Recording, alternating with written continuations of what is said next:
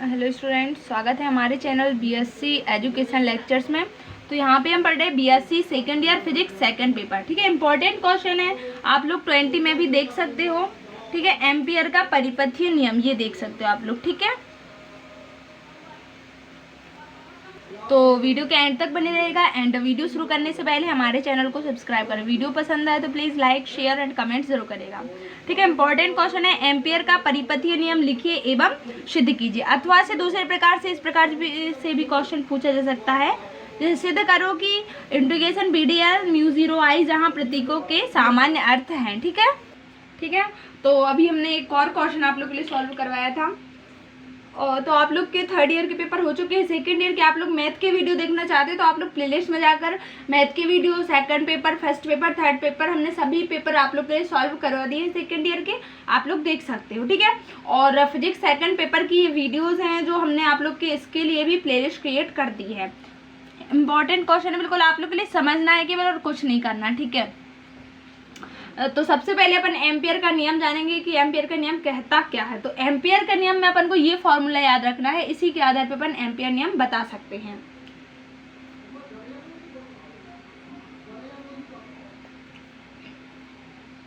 Ampere का नियम चुंबकीय क्षेत्र B तथा धारा I में परिणामात्मक संबंध व्यक्त करता है। यानी जो एम्पियर का नियम होता है वो चुंबकीय क्षेत्र और धारा में संबंध व्यक्त करता है। ठीक है, एम्पियर के नियम अनुसार किसी बंद वक्र C के अनुदिश चुंबकीय क्षेत्र B का रेखीय समाकल, तो ये क्या कहलाता है, अपना रेखीय समाकल कहलाता है। तो ये यहाँ पे कह रहे हैं एम्पियर का नियम जो होता है वो किसी बंद वक्र C के अनुदिश चुंबकीय क्षेत्र B का रेखीय समाकल जो होता है उस वक्र C के अंदर निहित धाराओं के बीजीय योग के म्यू 0 गुना होता है। यानी कि इंटीग्रेशन BDL = म्यू 0 I। तो ये हो गया अपन का चुंबकीय क्षेत्र। ठीक है, रेखीय चुंबकीय क्षेत्र के बंद वक्र C के अनुदिश चुंबकीय क्षेत्र B का रेखीय समाकल जो होता है वो उसमें जो धाराएं होती हैं, बंद वक्र में जो निहित धाराएं होती हैं उनके बीजीय योग के म्यू 0 गुना होते हैं। तो ये म्यू 0 गुना हो गया कि ना। ठीक है, तो एम्पियर का नियम आप लोग कैसे कह सकते हो, एम्पियर के नियम के अनुसार जो ये एम्पियर नियम होता है वो चुंबकीय क्षेत्र B तथा धारा I के संबंध को व्यक्त करता है। आप लोग ये इतना लिख सकते हो। फिर इसके बाद एम्पियर के नियमानुसार किसी बंद वक्र C के अनुदिश चुंबकीय क्षेत्र B का रेखीय समाकल जो होता है वो बंद वक्र C के में जो निहित धाराएं होती हैं उनके योग का म्यू 0 गुना होता है। ठीक है, इतना आया आप लोग के लिए समझ में। अब देखो जो यहाँ पे ये जो म्यू 0 है वो अपन की निर्वात अथवा वायु की चुंबकनशीलता इसको बोलते हैं। जो ये म्यू 0 होता है, I अपनी क्या होगी, धारा होगी, B क्या हो गया, अपना चुंबकीय क्षेत्र हो गया, और DL क्या कहलाता है, ये अल्पांश कहलाता है। देखो आप लोग डायग्राम के आधार पे हम बता सकते हैं आप लोग के लिए। ये अपन का डायग्राम, यहाँ पे किसी बंद वक्र यानी जो ये वक्र है ये अपन का C बंद वक्र है कोई, जहाँ जिसका केंद्र क्या है अपना O है। ठीक है, O तथा जो अपन का ये जो AB है ये अपन का क्या है, अल्पांश है। अल्पांश की लंबाई क्या अपनी DL है। जो इसके बीच में कोण बन रहा है उसको D थीटा से प्रदर्शित करते हैं। ठीक है, और जो ये अल्पांश है वो चुंबकीय क्षेत्र में दिया हुआ है। ठीक है, वो बोल रहे हैं ना चुंबकीय क्षेत्र का रेखीय समाकल, यानी जो इसका रेखीय समाकल है वो DL के सापेक्ष होगा। इसीलिए अपन का जो AB है ये अपन का एक चाप है यहाँ पे। ठीक है, AB क्या अपना चाप जिसकी लंबाई क्या है DL है, तथा जो कोण बन रहा है वो क्या बन रहा है, D थीटा बन रहा है। ठीक है, तो देखो अपन को जो डायग्राम में दिया गया है वो यहाँ पे अपन लिख रहे हैं। माना कि कागज के तल के लंबवत जो बिंदु O से गुजरता है वो अनंत लंबाई का एक चालक तार है। अनंत लंबाई यानी DL की लंबाई का जो चालक तार है वो क्या अपना AB है, जिससे होकर धारा I ऊपर की ओर बह रही है। अपनी धारा कैसी जा रही है, ऊपर की ओर बह रही है। ठीक है, वो जो डायग्राम में बोल रहे हैं वही कह रहे हैं यहाँ पे। तो यदि बिंदु O को केंद्र मानकर, जो अपन का केंद्र O है उसको केंद्र मानकर R त्रिज्या ली जाए तो वृत्तीय मार्ग क्या कहता है, जो वृत्त में अपन का इस प्रकार वृत्त रहता है तो ये वृत्तीय मार्ग में गति करता है। ठीक है, वृत्तीय मार्ग ले तब बिंदु P पर चुंबकीय क्षेत्र की तीव्रता, तो कोई बिंदु P होगा वृत्तीय मार्ग में उस पर जो चुंबकीय क्षेत्र की तीव्रता हो। ठीक है, अगर अपन वृत्तीय मार्ग ले रहे हैं और वहां पे कोई बिंदु P दिया हुआ तो चुंबकीय क्षेत्र की तीव्रता क्या होगी अपन की, B = म्यू 0I/2πr होगी। ये कहलाती विद्युत वो चुंबकीय क्षेत्र की तीव्रता। ठीक है, इतना क्लियर है। देखो बिंदु O को केंद्र मानेंगे तथा जो R त्रिज्या लेंगे वहां पे वृत्तीय मार्ग में लेंगे, तो वृत्तीय मार्ग पर जो कोई बिंदु P होगा उस पर चुंबकीय क्षेत्र की तीव्रता का व्यंजक होगा B = म्यू 0I/2πr।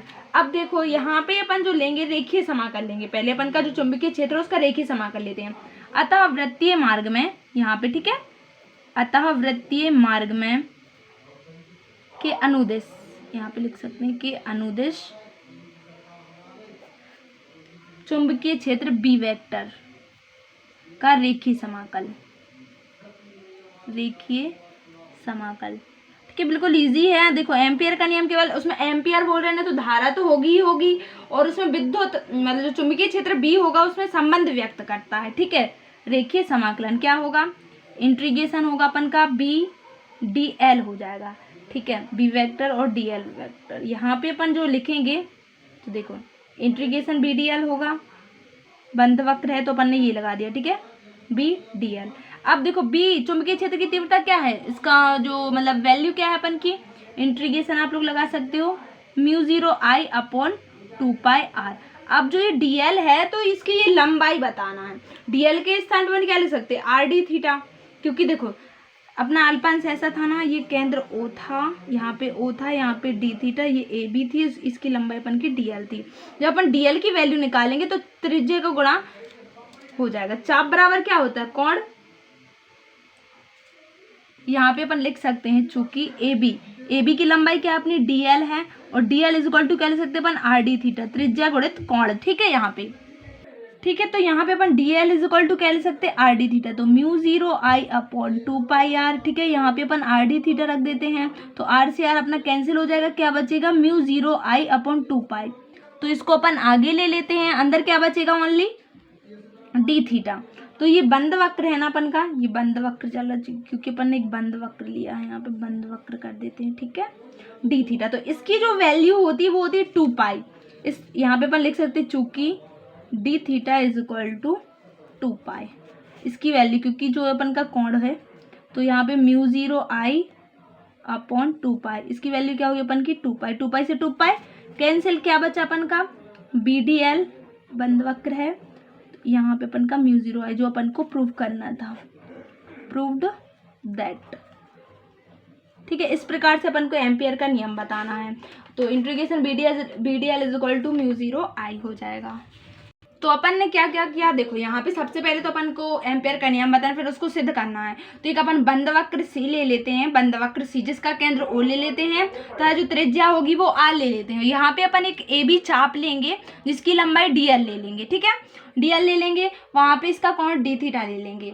फिर इसके बाद बी डी एल चुंबकीय क्षेत्र की तीव्रता किसी बिंदु P पर लेंगे तो अपन का μ0 I अपॉन 2πr उसकी वैल्यू हो जाएगी। तो बी डी एल अपन को क्या निकालना था, रेखीय समाकल, मतलब चुंबकीय क्षेत्र का रेखीय समाकलन। तो बी डी एल निकालेंगे, यहाँ पे बी की वैल्यू पुट कर दी, dl इज इक्वल टू क्या है अपन का आर डी थीटा, क्योंकि कोण बराबर होता है चाप बटे त्रिज्या, तो अपन को यहाँ पे चाप दिया था तो कोण गुणित त्रिज्या हो जाएगा। कोण अपना क्या बन रहा था, डी थीटा, त्रिज्या अपनी आर थी। इस प्रकार से अपन एम्पियर का नियम प्रूव कर देते हैं। तो वीडियो पसंद आए तो अपने दोस्तों के साथ शेयर जरूर करेगा। थैंक यू, मिलते हैं नेक्स्ट वीडियो में। और अभी और भी वीडियो हम यहाँ पे आप लोगों के लिए और भी क्वेश्चन सॉल्व करवा देंगे जितना हो पाएगा। ठीक है।